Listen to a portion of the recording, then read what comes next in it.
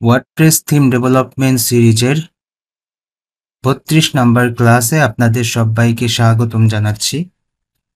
আজকে আমরা WordPress theme ডেভেলপমেন্টের খুবই গুরুত্বপূর্ণ একটা টপিকস, সেটি হচ্ছে টেমপ্লেট হায়ারার্কি। এই টপিকসটা নিয়ে আলোচনা করব। এটা হচ্ছে আমাদের থিম ডেভেলপমেন্টের সব থেকে গুরুত্বপূর্ণ টপিকসের মধ্যে একটি।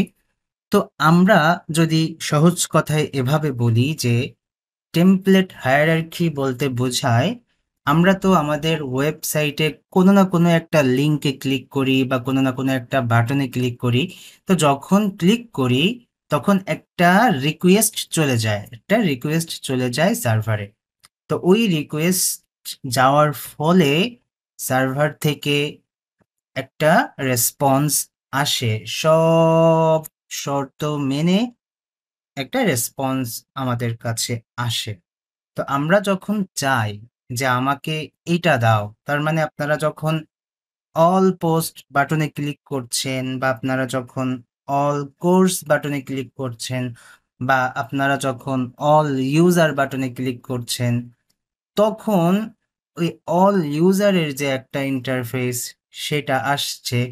তো এই যে পুরা সেটআপটা, যে কখন কোন বাটনে ক্লিক করলে কোন ফাইলটা ট্রিগার হবে, কোন ফাইলটা চলে আসবে আমাদের সামনে, এই জিনিসটাই হচ্ছে টেমপ্লেট হায়ারার্কি।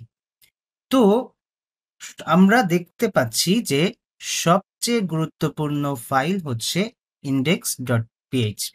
সবচেয়ে এটার একটা হিস্ট্রি আছে। যেমন ওয়ার্ডপ্রেস যখন প্রথম তৈরি হয়েছিল তখন ওইটা কিন্তু একটা ব্লগ একটা ব্লগ ওয়েবসাইট আকারে তৈরি হয়েছিল। তখন কিন্তু ওই ওয়েবসাইটে যা কিছু কন্টেন্ট প্রথমেই থাকতো সেটা কিন্তু index.php আকারেই সেট করা হতো আর কি। হ্যাঁ, তো সেই জন্য কিন্তু আমাদের এখনো পর্যন্ত সব থেকে গুরুত্বপূর্ণ ফাইল থেকে যাচ্ছে হচ্ছে index.php এরকম। আচ্ছা, এইবার এখানে এসে দেখতে পাচ্ছি যে কেন গুরুত্বপূর্ণ সেটা তারা এখানে একটু ব্যাখ্যা করছে। তো আমি যদি সহজে বলি যে কোনো পেজ যদি আমরা তৈরি না করি, মনে করেন পেজ পিএইচপি নাই, সিঙ্গেল পিএইচপি নাই, আর্কাইভ পিএইচপি নাই, কোনো ফাইলই নাই, তাহলে কি হবে? সব শেষে কোনো ফাইল যদি না পায় তাহলে index.php ফাইলে যে কন্টেন্ট আছে বা যা আছে সেই জিনিসগুলো কিন্তু শো করাই দিবে। সুন্দর না? মানে কোনো ফাইলই নাই, তাহলে কি হচ্ছে?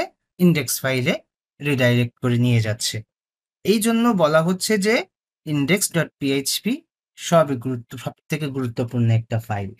তো আপনার থিমে index.php কিন্তু খুবই গুরুত্বপূর্ণ একটা ফাইল, এটি খেয়াল রাখতে হবে। আবার নিচে এসে বলছে যে এজন্য একটি ক্লাসিক থিম কাজ করার জন্য index.php ফাইলটি থাকা বাধ্যতামূলক। ওকে, তো এইবার আমরা যদি যাই যে হায়ারার্কি কিভাবে সামনের দিকে আগায় বা তার প্রবাহ চিত্রটা কেমন হবে, সেই জিনিসটা নিয়ে এখানে হচ্ছে একটু আলোচনা করা হচ্ছে। তো আমরা প্রথমে শুরু করছি হোম পেজ নিয়ে। তো হোম পেজে আমরা কোন পেজ শো করাবো এই জিনিসটা ওয়ার্ডপ্রেসের সেটিং থেকে, কোথা থেকে? ওয়ার্ডপ্রেসের সেটিং থেকে এটাকে আমরা প্রথমে সেট করি। কেমন? যদি কিনা আমরা ইনডেক্স ফাইলকে চেঞ্জ করে অন্য কোনো ফাইল বা অন্য কোনো টেমপ্লেট আমরা যদি সিলেক্ট করতে চাই, সেক্ষেত্রে ওয়ার্ডপ্রেসের ড্যাশবোর্ডের যে সেটিং আছে ওই সেটিং থেকে রিডিং অপশনে গিয়ে ওইখান থেকে স্ট্যাটিক পেজ বলে একটা অপশন থাকে, ওই জায়গা থেকে আমাদের হচ্ছে স্ট্যাটিক পেজ চেঞ্জ মানে সিলেক্ট করে দিতে হবে। দিলে তারপর আমরা ওইখান থেকে আমাদের মন মতো আমরা যে টেমপ্লেট ওইখানে সেট করতে চাই, যে পেজটা আমরা ওইখানে সেট করতে চাই, সেইটাকে আমরা সিলেক্ট করতে পারবো। আচ্ছা, এইবার আসুন হোম পেজ নিয়ে সব ধরনের আলোচনা। এরা এখানে বলছে যে হোম পেজের জন্য সব থেকে গুরুত্বপূর্ণ ফাইল হচ্ছে frontpage.php। ভালো করে মনে রাখবেন যে হোম পেজের জন্য সবচেয়ে গুরুত্বপূর্ণ এবং নির্দিষ্ট ফাইল হচ্ছে frontpage.php। এইটা যদি না থাকে তাহলে কি হবে? তাহলে ওরা প্রথমে খুঁজবে যে কাস্টম টেমপ্লেট কোনো কিছু সিলেক্ট করা আছে কিনা। ওকে, তো মনে করুন যে সেটাও নাই। যেমন এখানে দেখা যাচ্ছে যে পেজ হোম ডট পিএইচপি এরকম কোনো ফাইল থাকে কিনা। তো সেটা যদি না থাকে তাহলে হচ্ছে পেজের আইডি টাইপের কোনো কিছু আছে কিনা, পেজ টু এরকম। তো এই জিনিসগুলো না অনেক হাই, মানে অনেক উপরের, যার কারণে আমরা এইগুলোর সাথে তেমন পরিচিত না, কিন্তু আমরা পেজ ডট পিএইচপির সাথে পরিচিত। তো এই যে মাঝ বরাবর যে ৩টা এখান থেকে এই পর্যন্ত আপনার যদি ইন্ডেক্সে সব কোড করা থাকে তাহলে প্রথমে তো সে দেখা যাচ্ছে যে ইন্ডেক্স কোনো কিছু নাই, ইন্ডেক্স পাচ্ছে। পাওয়ার পর তারপর থেকে এখান থেকে হচ্ছে এই পেজ ডট পিএইচপি বা এই টাইপের যে ফাইলগুলো আছে সেই ফাইলগুলো নিয়ে হচ্ছে তারা কাজ করছে। তো সেই জন্য আমরা এখান থেকে বলতে পারি যে আমাদের এই মাঝখানে যে ২টা আছে এই ২টা অনেক বেশি ফাংশনালিটিস সম্পর্কিত যে ওয়েবসাইটগুলো আছে সেই ওয়েবসাইটগুলোতে এইগুলো কাজ করে। আর আমরা লিঙ্কে ক্লিক করলে অনেক সময় পেজ টু এরকম কাজ আমরা পেয়ে থাকি। তো আমাদের হচ্ছে পেজ ডট পিএইচপিটা হচ্ছে আমাদের সকল পেজের জন্য সাধারণ ফাইল। হ্যাঁ, তাহলে কি হলো? তাহলে আমরা এখান থেকে বলতে পারি যে আমাদের হোম পেজের জন্য হচ্ছে ফ্রন্ট পেজ ডট পিএইচপি খুবই গুরুত্বপূর্ণ। তা আমরা আগামীতে আমাদের যে ইন্ডেক্স ডট পিএইচপি আছে সেটিকে কিন্তু আমরা ফ্রন্ট পেজ ডট পিএইচপি বানাই ফেলবো। এটা আপনারা সুন্দর করে মনে রাখবেন, কারণ হোমে ক্লিক করলে সবার আগে এই ফাইলটা খোঁজার চেষ্টা করে। তো আমরা যদি এই ফাইলটা করি বা এই ফাইলের নামকরণ করি তাহলে আমাদের ওয়েবসাইটের পারফরম্যান্স কিন্তু ভালো হবে। আচ্ছা, আমরা জানি যে সকল পেজের জন্য পেজ ডট পিএইচপি, কারণ একটা নির্দিষ্ট স্টাইলে আপনারা জানেন যে আমরা পেজ ডট পিএইচপির কাজ করছি। ঠিক আছে? তো যেহেতু একটা নির্দিষ্ট স্টাইল বা সকল পেজের জন্য পেজ ডট পিএইচপি আমাদের জন্য খুবই গুরুত্বপূর্ণ। তো আমরা যেহেতু এটা নিয়ে কাজ করছি সেহেতু খুব বেশি বলবো না এটা নিয়ে। শুধু এতটুকু বলবো যে আমাদের ওয়েবসাইটে যখন একাধিক পেজ নিয়ে কাজ করা হয় তখন আমাদের এই পেজ ডট পিএইচপি লাগে, কারণ ওটি হচ্ছে কমন ডিজাইনের জন্য আমাদের এটা লাগে। আচ্ছা, এরপর বলছে যে সিঙ্গুলার। এরপর কি বলছে ৬ নাম্বার দেখতে পাচ্ছি যে সিঙ্গুলার ডট পিএইচপি মানে সকল সিঙ্গেল কন্টেন্টের সাধারণ ফাইল। ওকে, আচ্ছা, তো খেয়াল করুন আমরা কি সিঙ্গুলার ফাইল ইউজ করিনি, কিন্তু আমরা কি করছি, আমরা হচ্ছে সিঙ্গেল স্ল্যাগ ইউজ করছি। মানে কোর্সের ক্ষেত্রে single course, single hyphen course, এরকম মানে স্ল্যাগের ব্যাপারটা বলছি, যে এরকম স্ল্যাগের ব্যাপারটা। ঠিক আছে? তো আমরা পোস্ট টাইপ করছি, সেই পোস্ট টাইপের আন্ডারে আমরা আরো সুন্দর ব্যাপার-স্যাপার করছি আরকি। তো খেয়াল করে দেখুন যে সকল সিঙ্গেল কন্টেন্টের সাধারণ ফাইল। তার মানে যদি এমন হয় যে আমাদের থিমে অনেক ধরনের পোস্ট টাইপ আছে বা অনেক ধরনের ফাইল আছে, তো সিঙ্গুলার ডট পিএইচপি যদি আমরা নামকরণ করি তাহলে ওই যে সবার আগে এই সিঙ্গুলার ডট পিএইচপি কিন্তু পেয়ে যাচ্ছে, মানে উপরের গুলো না থাকলে। আর সিঙ্গুলার ডট পিএইচপি না থাকলে ইন্ডেক্স তো সব শেষে আশ্রয় পাচ্ছে আর কি। তো এভাবে আমরা হচ্ছে এই প্রথম হোম পেজের জন্য যে ব্যাখ্যাগুলো আছে সেই ব্যাখ্যাগুলো আমরা এভাবে বলতে পারি আর কি। আচ্ছা, এরপর বলছে যে যখন home page your latest post set করা থাকে, মানে ডিফল্ট ভাবে যেটা সেট করা থাকে, তো ওই রকম ক্ষেত্রে ফ্রন্ট পেজ ডট পিএইচপি না থাকলে হোম ডট পিএইচপি থাকে। এই ব্যাপারটা আমাদের বিভিন্ন ধরনের ইন্টারভিউতে জিজ্ঞাসা করা হয় যে আমরা হোম ডট পিএইচপি এইটা কখন নামকরণ করতে পারি। খেয়াল করে দেখুন আমাদের কাস্টম যে এটা সেখানে কিন্তু হোম ডট পিএইচপি নাই। হ্যাঁ, হোম ডট পিএইচপি নাই যখন হোম পেজে স্ট্যাটিক পেজ সেট করা থাকে, মানে আমরা যখন নতুন করে কাস্টম কোনো পেজ সেট করতে থাকি তখন কিন্তু আমাদের ওইখানে হোম ডট পিএইচপি নাই। বাট আমরা যদি এই অপশন সিলেক্ট না করি, স্ট্যাটিক পেজ অপশন সিলেক্ট না করি, তাহলে যদি আমাদের এই ডিফল্ট অপশনটা সিলেক্ট করা থাকে ইওর লেটেস্ট পোস্ট, তাহলে কিন্তু ফ্রন্ট পেজ না থাকলে হোম ডট পিএইচপি এই ফাইলটা কাজ করবে। আর ফ্রন্ট পেজ, হোম এই দুইটা না থাকলে ইন্ডেক্স হচ্ছে আমাদের শেষ আশ্রয়। তো আমাদের কিন্তু এখন বর্তমানে থিমে ইন্ডেক্স ডট পিএইচপি আছে। ওকে, আমরা এখনো পর্যন্ত এই লেটেস্ট পোস্টে আছি। ওকে, তো এইবার চলুন আমরা সিঙ্গেল পোস্টের ব্যাপারে কিছু আলোচনা করি, যে আমাদের তো অনেক সময় সিঙ্গেল পোস্ট নিয়ে আলোচনা করা লাগে, তাই না? তো সেই ক্ষেত্রে আমরা কি করব, যে সিঙ্গেল পোস্ট একটি ব্লগ পোস্ট, সিঙ্গেল পোস্ট একটি ব্লগ পোস্ট। তো সেক্ষেত্রে খেয়াল করে দেখুন যে আমরা যদি সিঙ্গেল ডট পিএইচপি নামকরণ করি, তাহলে যে কোনো একটা ব্লগে লিঙ্কে ক্লিক করলে আমাদের কিন্তু এই সিঙ্গেল ডট পিএইচপি এটা আমরা ইউজ করছি, তাই না? কিন্তু আমরা তো জানি যে আমাদের সবার আগে চাইবে কোনটা? সবার আগে চাইবে হচ্ছে সিঙ্গেল পোস্ট, তারপর স্লাগ।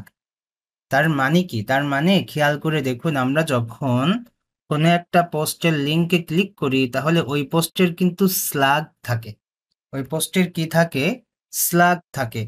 আপনারা যারা পোস্ট করছেন তারা অবশ্যই জানেন যে পোস্ট করার সময় স্লাগ দিতে হয়। তার মানে আমরা যদি আজকে এমন কোনো একটা পোস্ট করি যে আমরা নামকরণ করছি যে ওয়ার্ডপ্রেস থিম হায়ারার্কি, তো সেক্ষেত্রে আমরা ওইখানে থিম হায়ারার্কি বলে একটা স্ল্যাগ দিয়ে দিলে আমাদের ডোমেইনের লাস্টে ওইরকম একটা চলে আসে। তো ওইটা আমরা জানি। তো সবার আগে কিন্তু স্ল্যাগ যুক্ত ইউআরএল চাইবে বা খোঁজার চেষ্টা করবে। ওইটা যদি না পায় তাহলে সিঙ্গেল পোস্ট, হ্যাঁ, মানে যেটাকে আমরা বলি যে পোস্ট যে একটা কাস্টম পোস্ট টাইপ আছে, পোস্ট যে একটা কাস্টম পোস্ট টাইপ, এটাকে আমরা কাস্টম পোস্ট টাইপ না বলি, আমরা ডিফল্ট পোস্ট টাইপ বলি।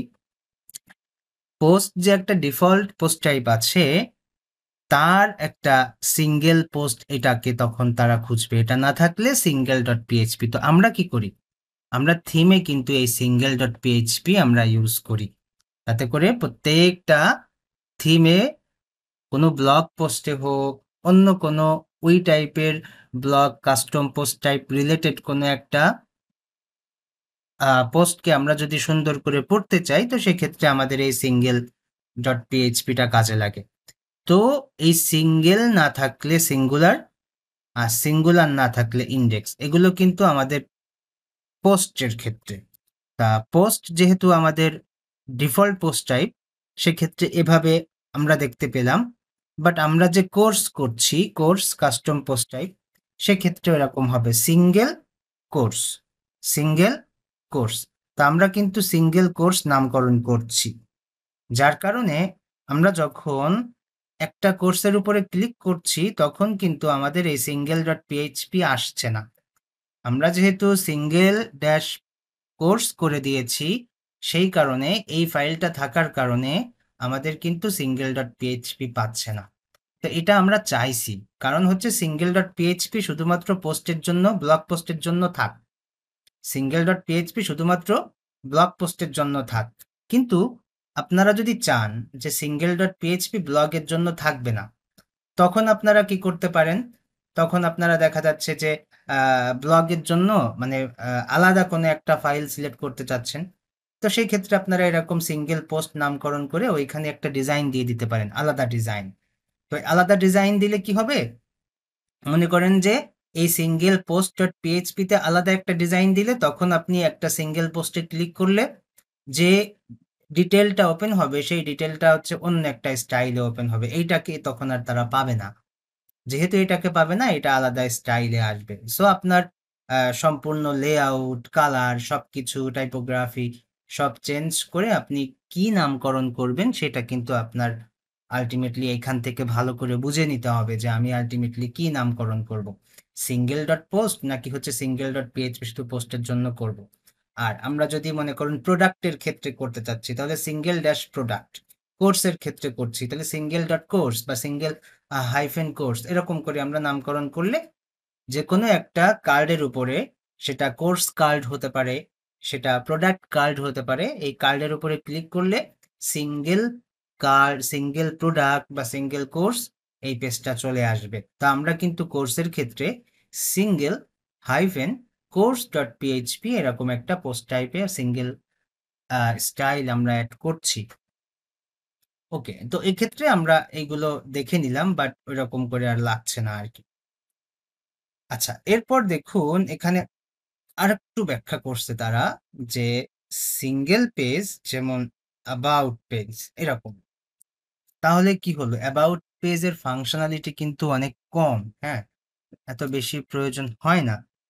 তো সেই ক্ষেত্রে তারা এখানে একটু ব্যাখ্যা করছে যে পেজ এডিটরে সেট করা কাস্টম টেমপ্লেট যদি না থাকে তাহলে পেজের স্ল্যাগটা তারা পাবে, যেমন page about us dot PHP, page about us dot PHP.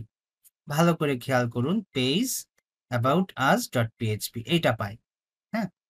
আচ্ছা, যদি এটা না থাকে তাহলে পেজ আইডি, যে যদি কোনো পেজ আইডি দিয়ে সেট করা থাকে তাহলে সেটা, আর পেজ আইডি দিয়ে যদি তাও না থাকে তাহলে পেজ ডট পিএইচপি পাই, ওই কমনটা পাই।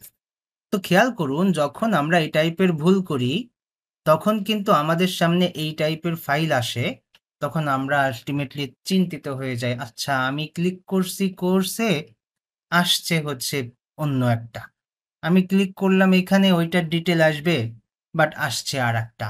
এই যে যে একটা ব্যাপার স্যাপার, এই ব্যাপার স্যাপারগুলো আমাদের এই সম্পূর্ণ একটা ফাইলের নামকরণের উপরে ডিপেন্ড করছে।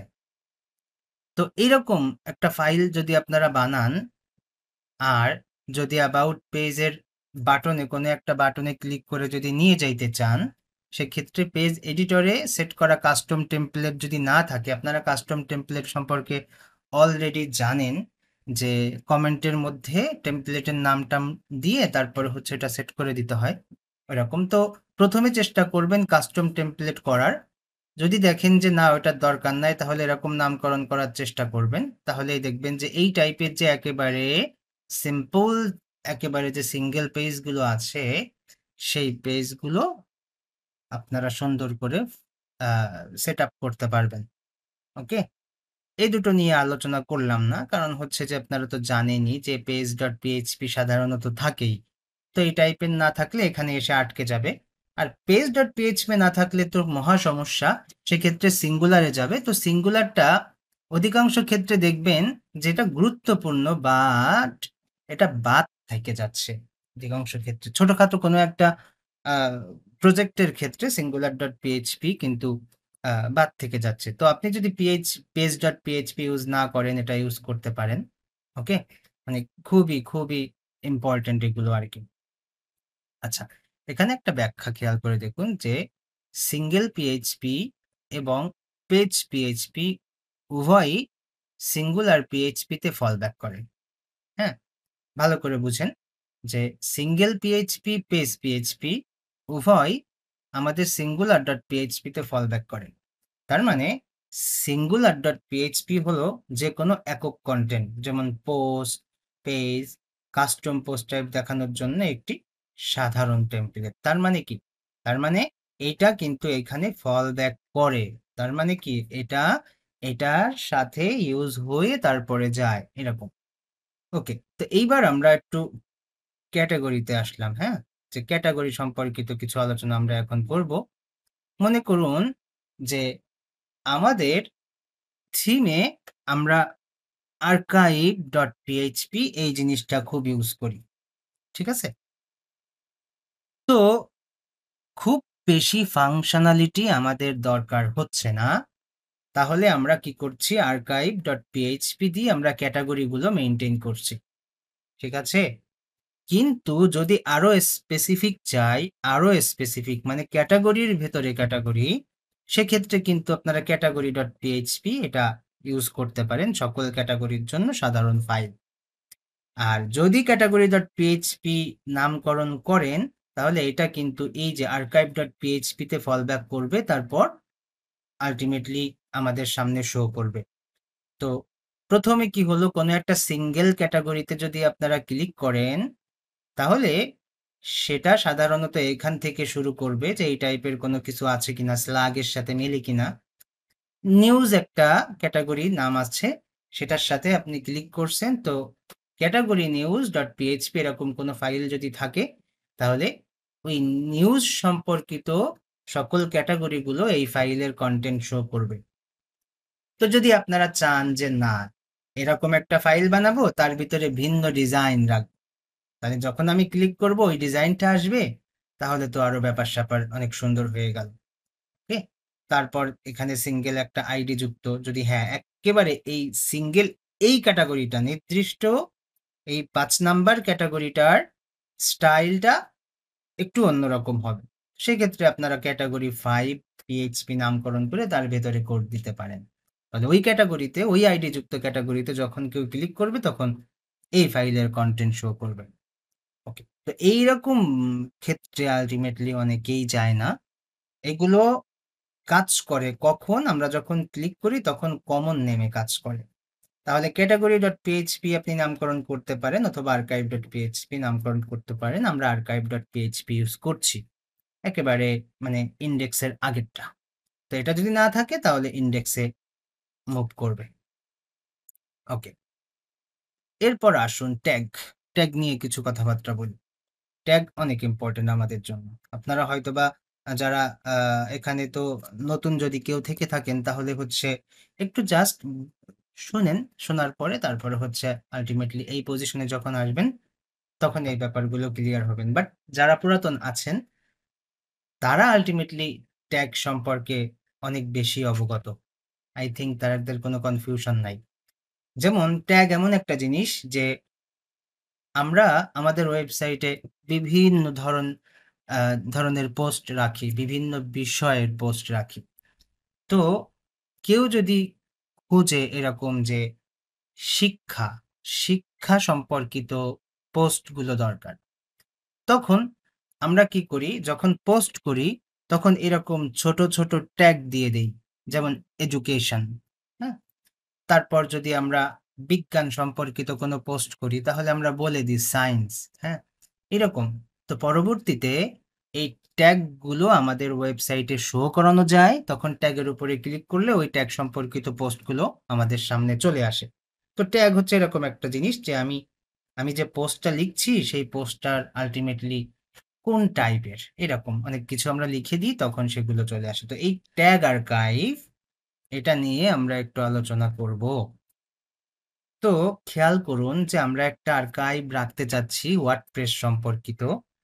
তাহলে আমরা যদি কোনো একটা ফাইলের নাম দেই tag-wordpress.php এবং তার ভেতরে যদি কোনো কন্টেন্ট বা কোনো স্টাইল, কোনো লেআউট রাখি, তাহলে ওই ওয়ার্ডপ্রেস ট্যাগের উপরে যখন আমরা ক্লিক করব তখন ওই লেআউট ওপেন হবে, ওই স্টাইলে ফাইল ওপেন হবে, এরকম।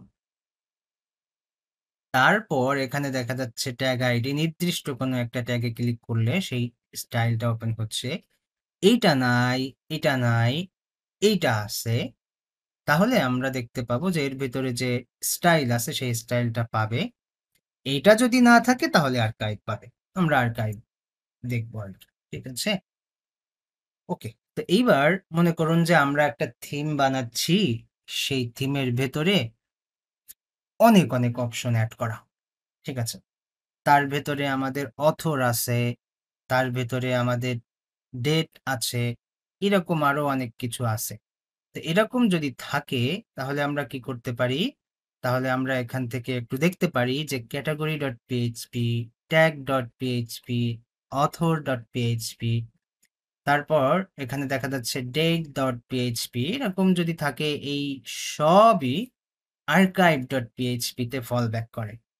archive.php হলো যে কোনো ধরনের লিস্ট বা আর্কাইভ পেজ দেখানোর জন্য একটি সাধারণ টেমপ্লেট। তাহলে খেয়াল করুন আমরা যে archive.php ইউজ করছি তার কারণ কি?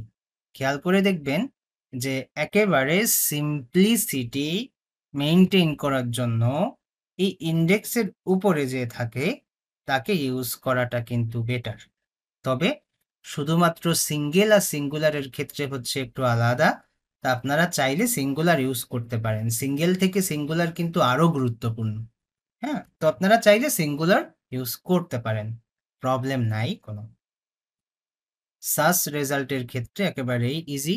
search.php আমাদের লাগবে, ওইটা না থাকলে কিন্তু ইন্ডেক্স ফাইলে চলে আসবে, এটা স্বাভাবিক। তো আমরা অবশ্যই search.php ক্রিয়েট করছি, সেখানে কাজ করছি বা করব, এরকম করে search.php আমাদের কিন্তু লাগবে।